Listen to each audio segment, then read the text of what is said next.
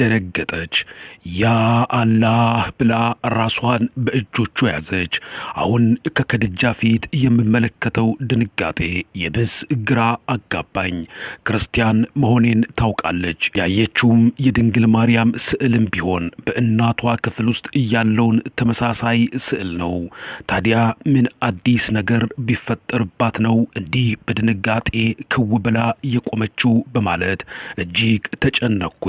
ከድጃ አይኔን እየተመለከተች ሳሚያ አንቺም እንደ እናቴ አይነት ህመም አለብሽ እንዴ አለችኝ።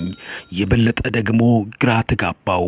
ከቦርሳዬ በወደቀው የድንግል ማርያም ስዕል አማካኝነት እንቆቅልሽ የሆነብኝን ጥያቄ ለማወቅ ጥሩ እድል ይፈጥርልኛል ያልኩት አጋጣሚ ሌላ ዝብርቅርቅ ያለ አስጨናቂ ነገሮችን እያመጣብኝ መሰለኝ።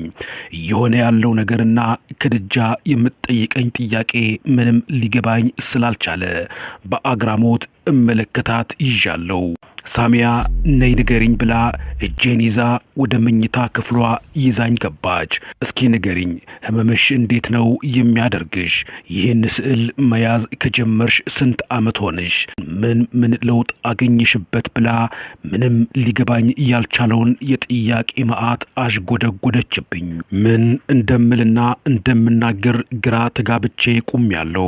እብድ ገመድ በጥሶ እንዳመለጠ የአእምሮ ታማሚ እያየችኝ መሰለኝ። ከድጃ እኔ ምንም አይነት ህመም የለብኝም። የድንግል ማርያምን ስለምወዳትና ልዩ ፍቅር ለእሷ ስላለኝ ነው የእሷን ስዕል ይዤ የምዞረው።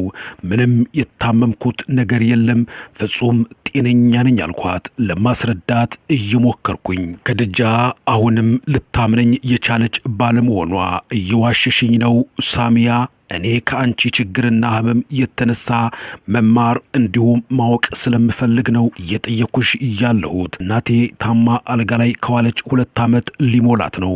ብዙ የህክምና ቦታ ሳውዲ ውስጥ አለ የተባለ ሆስፒታል እናቴ ታክማ ምንም ለውጥ ማምጣት ብቻ ሳይሆን ህመሟ በቅጡ ሊታወቅ ባለመቻሉ የተነሳ አንድ ሶሪያዊ የቤተሰባችን ሹፌር ከአገሩ የዚህን አይነት የማርያምን ስዕል አስመጥቶ ከሰጣት በኋላ ነው የተረጋጋችው። አንድ ቀን ተሽሏታልና ይህ ስዕል እናቴን ወደ ክርስትና እንዳይወሰውሳት ከዚህ በኋላ ይውጣ ብለን ገና ከመኝታ ቤት ተራምደን ሳንወጣ የነበረው ህመሟ ከበፊቱ ተመልሶ እጅግ ያሰቃያትና ያስጨዋት ጀመር። ቢጨንቀንና ግራ ቢገባን መልሰን ከነበረበት ቦታ ላይ ስናስቀምጠው እየተረጋጋች ህመሟ እየቀዘቀዘላት መጣ። እናቴ ያለዚህ ስዕል ሰላምና ጤና የላትም። ይህ ስዕል ከአጠገቧም እንዲለያት አትፈልግም።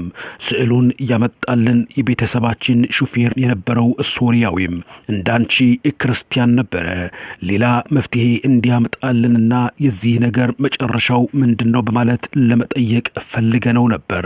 ግን ከቤታችን ከለቀቀ በኋላ ያለበትን አድራሻ ማወቅ ባለመቻላችን ይኸው ግራ ተጋብተን እናቴም ሽርክ የሆነባትን ነገር ታቅፋ እየኖረች ትገኛለች።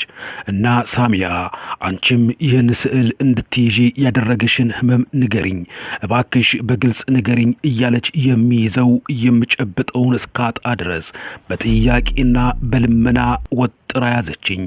የምመልስላት ግራ ቢገባኝ ከድጃ በመጀመሪያ ተረጋግተን እናውራ፣ እኔም እውነቱን እየነገርኩሽ እንጂ እየደባበኩሽ እንዳልሆነ እመኝኝ። በመጀመሪያ እኔ ጤነኛ መሆኔን ተረጅልኝ። ይህን ስዕል ማንኛውም ክርስቲያን በሚያመልክበት ስፍራ በቤቱ በቦርሳው እንዲሁም በስልኩ ላይ ይይዘዋል። እንደ እምነቱም ደግሞ ይሆንለታል፣ ይደረግለታል። እኔም ከሀገሬ ግብጽ ስወጣ ይህንና ሌሎች ቅዱሳን ስዕላትን ይዤ ነው የመጣሁት። ማለትም ይህን በጤነኛ አእምሮዬ እንጂ በህመም እያደረግኩት አይደለም። አንቺ አሁን እየነገርሽኝ ያለውን ችግር የበለጠ ለመረዳት ሰፊ ጊዜ ሊያዝና እናትሽን ላወራቸው ህመማቸውንና ከስዕሉ ጋር ያላቸውን ግንኙነት ከመረመርኩ በኋላ ስለሚሆነው ነገር በተረጋጋ ሁኔታ ብንነጋገር ይሻላል አልኳት። ለማረጋጋት እየሞከርኩኝ ከደጃ በንግግሬ ብዙም ደስተኛ ባትሆንም ህመም የሌለብኝ ጤነኛ ስለመሆኔ በመሐላ ጭምር እንዳረጋግጥላት አደረገችኝ። እኔም ከሴትየዋ ክፍል ስላለው የድንግል ማርያም ስዕል ለማወቅ ያደረኩት ጥረት ሌላ ታሪክ ደቅኖብኝ ስለማደርገው ነገር ማብሰልሰል ከያዝኩኝ ሰንበትበት ማለት ይዣለሁ። ከደጃ ጋር ቃል በገባሁት መሰረት ከእናቷ ጋር ቆይታዬን ለመጀመር የቀጠሮዬ ሰዓት ሲቀርብ ጸሎት በማድረስ እግዚአብሔር ስለዚህ ግራ አጋቢ ነገር መፍትሄ ያለውን ሐሳብ በልቦናዬ እንዲገልጥልኝ በመጠየቅ ከእናቷ ጋር ቁጭ ብዬ መጫወት ጀመርኩ። በርግጥ እናቷ በእድሜ ሸምገል ያሉ ቢሆንም መንቀሳቀስ በአቅማቸው ልክ እንደሚችሉ ነው የተረዳሁት። በመኝታ ክፍላቸው ያለውን የድንግል ማርያምን ስዕል እየተመለከትኩኝ በድፍረት የመጣሁበትን ሥራ ጀመርኩ። ማዳም ይህ ስዕል ምንድነው አልኳቸው። ቀጣዩን ምላሽ ለመስማት እየጠበቅኩኝ ከአፌ አላስጨረሱኝም። መርየም ናት። የክርስቲያኖቹ መርየም ነቢዩላህ ኢሳን የወለደችው የአል ኢምራን ልጅ መርየም ነች አሉኝ። በመጠየቃቸው ደስተኛ የሆኑ እየመሰላቸው ቀጠሉና ታሪካቸውን አንድ በአንድ እያወሩኝ ጀመር። ሌሊት እንቅልፍ አልተኛም። ካጠገቤ የቆመች ይመስለኛል። መላ ሰውነቷ በሙሉ እንደ ጨረቃ የደመቀ ሆና ትታየኛለች። ስትናገር አትታየኝም፣ ግን ቆማ እመለከታታለሁ። የዋህነቷና ትህትናዋ